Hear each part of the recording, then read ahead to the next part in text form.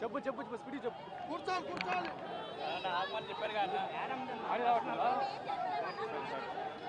చెప్పారు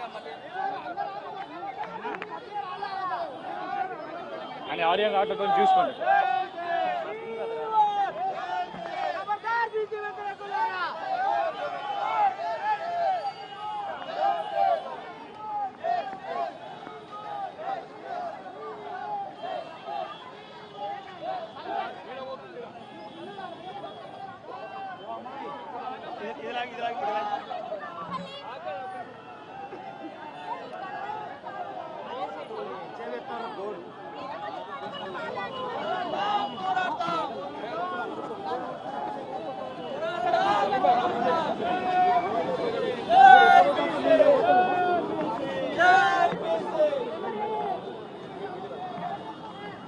మాట్లాడేసి వెళ్ళిపోతానే పట్టు ఏమైనా వేసుకోవచ్చు.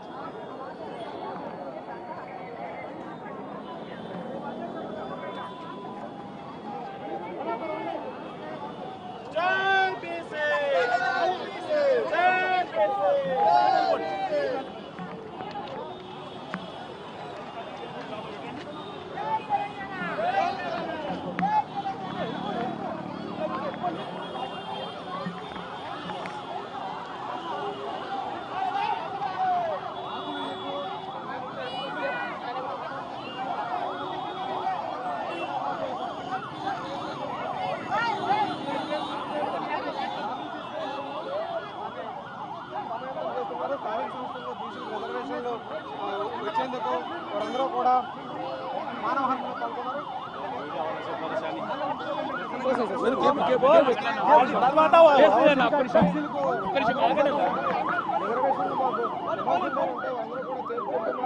అయితే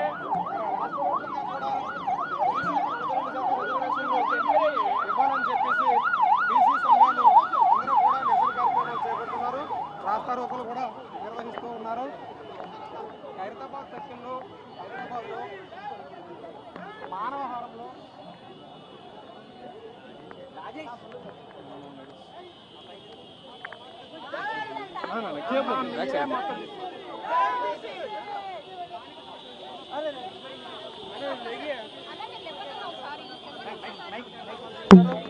పోరాటాలు కూడా చేస్తున్నారు. చెప్పండి మేడం. మానవహారం సార్ అందరినీ తీసుకోరా, కూర్చోండి కూర్చోండి కూర్చోండి మంచిగా కూలి కూర్చోండి.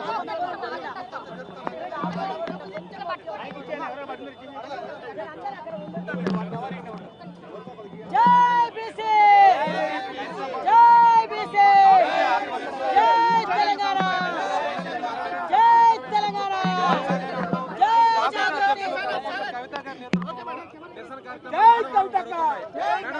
జై తెలంగాణ. ఇవాళ తెలంగాణ రాష్ట్ర వ్యాప్తంగా ఉన్నటువంటి బీసీ బిడ్డలందరూ కూడా తమకు రిజర్వేషన్ కావాలని డిమాండ్ చేస్తున్న విషయం మీకు తెలిసిందే. అయితే ఇవాళ ఎవరైతే రిజర్వేషన్లు ఇవ్వాలనో ఆ పార్టీలు కూడా వచ్చి బీసీ బిడ్డలు ఇచ్చినటువంటి బంద్లో పాల్గొంటామని చెప్పడం నిజంగా నవ్వులాటగా అనిపిస్తూ ఉంది. ఇవ్వాల్సినటువంటి భారతీయ జనతా పార్టీ, దొంగ జీవోలు ఇచ్చిన మోసం చేసినటువంటి కాంగ్రెస్ పార్టీ, వీళ్ళు కూడా బంద్లో మేము పాల్గొంటూ ఉన్నామంటే చాలా దారుణంగా ఉంది. హంతకుడే నివాళులు అర్పించినట్టుగా అనిపిస్తూ ఉంది. బీసీ బిడ్డల్ని మీరు మభ్యపెట్టద్దు, మోసం చేయొద్దు. మీరు అనేక మార్లు మోసం చేసి ఇప్పుడు కాదు స్వతంత్రం వచ్చినప్పటి నుంచి అనేక సందర్భాల్లో ఎప్పుడు బీసీల reservation issue ముందొచ్చినా Bharatiya Janata party Congress party పదే పదే పదే బీసీలను మోసగించారు. ఇంకా కుదరదు, ఇప్పుడు తెలంగాణ బీసీ బిడ్డలు పట్టుబట్టిండ్రు. ఈ తెలంగాణ బీసీ బిడ్డల పంతం దేశవ్యాప్తంగా ఉన్నటువంటి బీసీలకు కూడా లాభం జరిగేటటువంటి అంశం తప్పితే ఇంకోటి కాదు. ఎట్లా అయితే తెలంగాణ ఉద్యమం చేసినామో మరో బీసీ తెలంగాణ ఉద్యమం చేపడతాం. ఖచ్చితంగా 42% రిజర్వేషన్ సాధించేంత వరకు కూడా వెంటబడతాం.